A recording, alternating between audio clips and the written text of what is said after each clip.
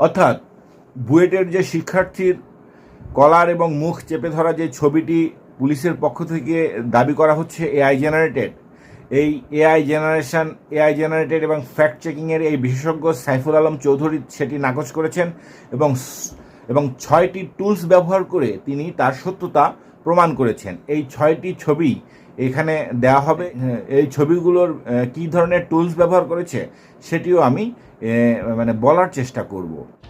Doctor Saiful Alam চৌধুরীর ব্যবহৃত 6টি টুলসের প্রথম টুলটি এটি এআই ইমেজ ডিটেক্টর।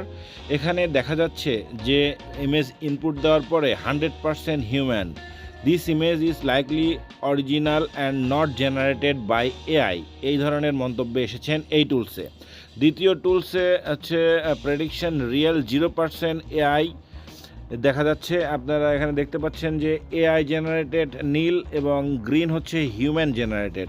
সো এই ছবিটি ইনপুট দেওয়ার পরে 0% এআই জেনারেটেড হিসেবে এখানে শো করছে রেজাল্ট, এবং এটিও তার দ্বিতীয় টুলস। এবং এরপরে যাব আমরা তৃতীয় টুলস কী ব্যবহার করছি। তৃতীয় টুলস হচ্ছে detect AI generated image at scale not likely to be AI generated or defect.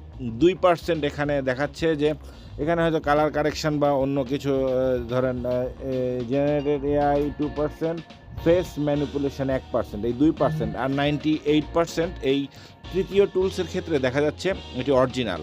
এবং চতুর্থ টুলস হচ্ছে যে হাইভ মডারেশনে এই ছবিটিকে ইনপুট দেওয়ার পরে result the input is not likely two content AI generated or defect content, 0.1%। ঠিক আছে, অর্থাৎ এই ছবিটি একদম অরিজিনাল ছবি।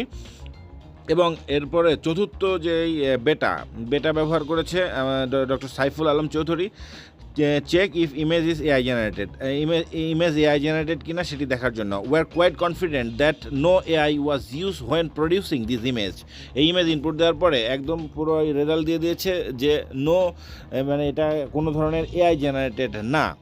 এরপরের টুলসটি হচ্ছে যে দেখা যাচ্ছে যে ক্লাসেস করে এটা আপলোড দেওয়ার পরে হাইভ 0%, অর্থাৎ এআই জেনারেটেড 0%, ডিফেক্ট 0%।